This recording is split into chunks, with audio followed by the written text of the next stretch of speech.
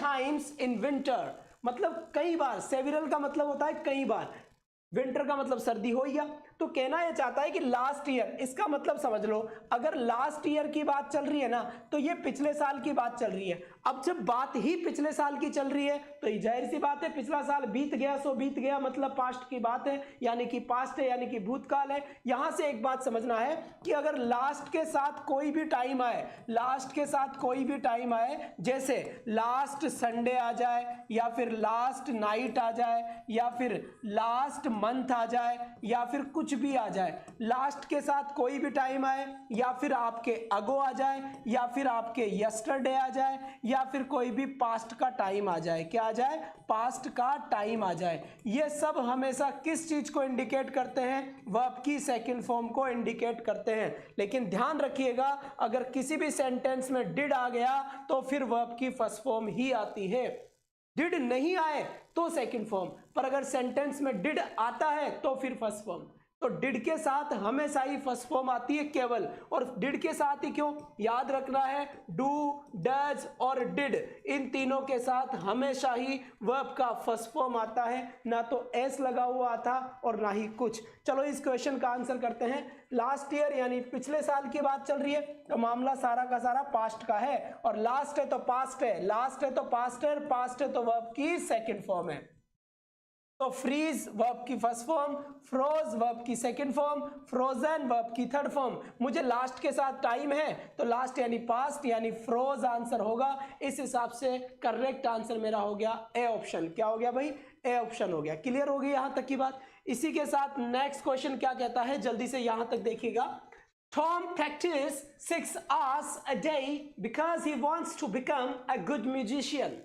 Musician का मतलब हो गया संगीतज्ञ। क्या हो गया, संगीतज्ञ हो गया। अब जल्दी से मुझे इसका आंसर करेक्ट करके बताएं कि इसका सही आंसर क्या होगा और क्या नहीं होगा। Comment. Tom practice 6 hours a day, ठीक है।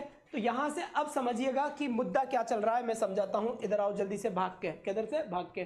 Tom practice 6 hours a day. जो टॉम नाम का आदमी है ना, ये टॉम अंग्रेजी किसकी है, अंग्रेजों की है। तो Tom practice 6 hours a day, यानी टॉम प्रैक्टिस करता है 6 आवर्स यानी कि 6 घंटे ए डे, एक दिन में, ठीक है। बिकॉज, क्योंकि, क्यों करता है, ही वॉन्ट्स, क्योंकि वो बनना चाहता है, to become a good musician, वह एक बहुत ही अच्छा सा संगीतकार बनना चाहता है, संगीतज्ञ बनना चाहता है, इसीलिए वो क्या करता है, प्रैक्टिस करता है। तो ये तो प्रेजेंट की बात है, डेली करता है। ये कह रहा है 6 आवर्स ए डे, मतलब एक दिन में 6 बार। तो इस बात का ध्यान रखिएगा कि अगर कोई भी टाइम जिसको आप बार बार करते हो, जैसे आप डेली करते हो, जिसे आप जनरली करते हो, जिसके आप रेगुलरली करते हो, क्या करते हो, रेगुलरली करते हो, जिसे आप समटाइम्स करते हो, जिसको आप ऑलवेज करते हो, जिसको आप ऑलवेज, ऑलवेज के बाद क्या आता है, नेवर, जिसको नेवर करते हो। और अगर मैं बात करूं यहां पर हार्डली आ गया, क्या आ गया, हार्डली आ गया। इसके बाद यहां पर देखिए सेल्डम आ गया। इसके बाद यहां पर देखिए रेयरली आ गया। और एवरी के साथ अगर कभी भी टाइम आता है, क्या, एवरी के साथ कहीं पे भी क्या आता है, अगर टाइम आता है, कैसे आएगा ये वो भी बता देता हूं। यहां से देखिएगा, जैसे एवरी संडे आ जाए बहुत बढ़िया बात है, जैसे एवरी मंडे आ जाए बहुत बढ़िया बात है, जैसे मैं तो हर सप्ताह खाटू श्याम जी के जाता हूं तो हर वीक आ जाए तो ये भी अच्छी बात है। तो एवरी के साथ अगर कोई भी टाइम आ जाए, डेली, जनरली, यूजुअली, ओकेजनली, काफी सारे वर्ड है, ये मैंने आपको यहां देख लीजिएगा, यूजुअली हो गया, और यहां पर ओकेजनली हो गया, या फिर यहां पर फ्रीक्वेंटली हो गया, क्या हो गया, यहां पर फ्रीक्वेंटली हो गया। तो इनमें से कोई सा भी वर्ड अगर आता है, या आपके जीवन का ऐसी बात चल रही है जो आपके जीवन में बार बार होता है, जैसे रोज खाना खाते हैं, रोज आते हैं, रोज जाते हैं, रोज पढ़ते हैं, ये भी यही कह रहा है कि टॉम प्रैक्टिस करता है 6 आवर्स अ डे, एक दिन में। बिकॉज, क्योंकि ही वॉन्ट्स टू बिकम, क्योंकि वो बनना चाहता है अ गुड म्यूजिशियन, एक बहुत ही प्यारा सा संगीतकार। तो यहां पर सही आंसर क्या होगा अपना, टॉम क्या है, सिंगुलर। याद रखना, सिंगुलर सब्जेक्ट के साथ सिंगुलर वर्ब आती है, प्लूरल सब्जेक्ट के साथ प्लूरल वर्ब आती है। शॉर्ट की बता देता हूं, SSPP, क्या, SSPP।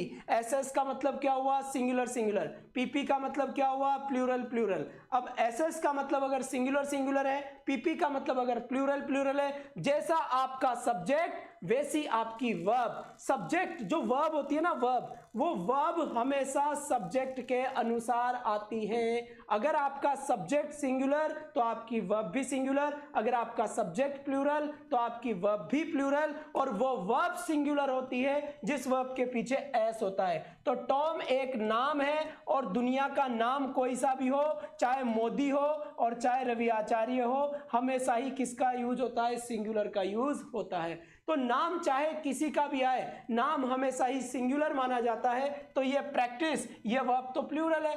आप कहोगे सर कैसे? क्योंकि देखो पीछे एस नहीं है, तो प्रैक्टिसेस ये आपका सही आंसर होगा। तो सिंगुलर सब्जेक्ट के साथ सिंगुलर वर्ब। अब प्रैक्टिस आंसर कब होता? जब सब्जेक्ट में वी होता, जब सब्जेक्ट में यू होता, जब सब्जेक्ट में आई होता, जब सब्जेक्ट में दे होता, तब तो आपका प्रैक्टिस आंसर होता। या फिर स्टूडेंट्स होता, या फिर प्लेयर्स होता, तब जाकर आपका आंसर प्रैक्टिस होता। क्योंकि singular subject singular verb, plural subject plural verb, इति सिद्धम। चलिए हिसाब, चलिए यहां से एक बहुत ही प्यारा सा कॉन्सेप्ट निकल के आता है, हर एग्जाम में पूछता है ये क्वेश्चन, और बढ़िया क्वेश्चन है, शानदार क्वेश्चन है। बड़े शांति से देखिएगा, अच्छे तरीके से देखिएगा, बेहतर तरीके से देखिएगा। अब मैं आपको समझाता हूं, उसके बाद आंसर देना। जब तक कोई देना चाहे तो दे सकता है। अगर कहीं पर भी इट इज टाइम लिखा हुआ है, अगर कहीं पर भी इट इज हाई टाइम लिखा हुआ है, इट इज हाई टाइम, या फिर मान लीजिए कहीं पर भी इट इज राइट टाइम लिखा हुआ है, क्या लिखा हुआ है? इट इज राइट टाइम लिखा हुआ है, या फिर कहीं पर भी इट इज अबाउट टाइम लिखा हुआ है, क्या लिखा हुआ है? About time. आपके एग्जाम के लिए केवल ये दो ही पढ़ना है, नीचे वाले दो नहीं पढ़ने, क्योंकि क्वेश्चन इन्हीं दो में से आ जाएगा। बाकी मैं बता तो चारों देता हूं। तो इट इज टाइम आए, इट इज हाई टाइम आए, इट इज राइट टाइम आए, इट इज अबाउट टाइम। अगर इनके जस्ट बाद टू आए और इनके जस्ट बाद कोई सब्जेक्ट आए, अगर इनके जस्ट बाद टू आता है तो आपका आंसर वर्ब का फर्स्ट फॉर्म, और इनके जस्ट बाद सब्जेक्ट आता है तो फिर आप जस्ट वर्ब का सेकंड फॉर्म आंसर होता है। अगर टू आए तो फर्स्ट फॉर्म। छोटी छोटी बातें और सिलेक्शन लाइव क्लास से जुड़े खोल के रख देंगे, स्लाइड वालों से सावधान। तो टू के साथ हमेशा वर्ब की फर्स्ट फॉर्म, और सब्जेक्ट आ जाए तो फिर वर्ब की सेकंड फॉर्म। लिखा हुआ क्या आया? It is time, it is time we. भाई टू आया क्या? नहीं आया। नहीं आया तो फिर वर्ब की फर्स्ट फॉर्म आएगी क्या? नहीं आएगी। तो फिर यहां पर क्या आ गया? वी। वी बोले तो सब्जेक्ट आ गया, तो फिर वर्ब की कौन सी फॉर्म आएगी? Second form. स्टार्ट की सेकंड फॉर्म क्या होती है? स्टार्टेड। बस कुछ नहीं करना। अगर मान लो क्वेश्चन ऐसे होता, कैसे होता?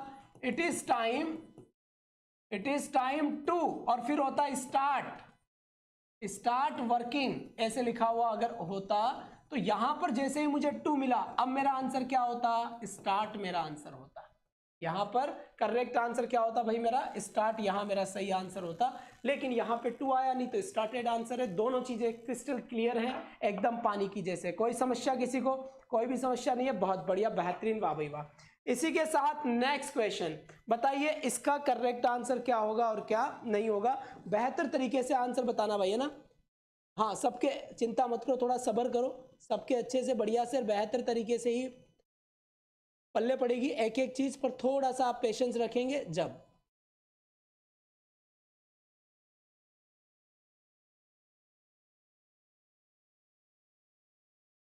चलिए साहब,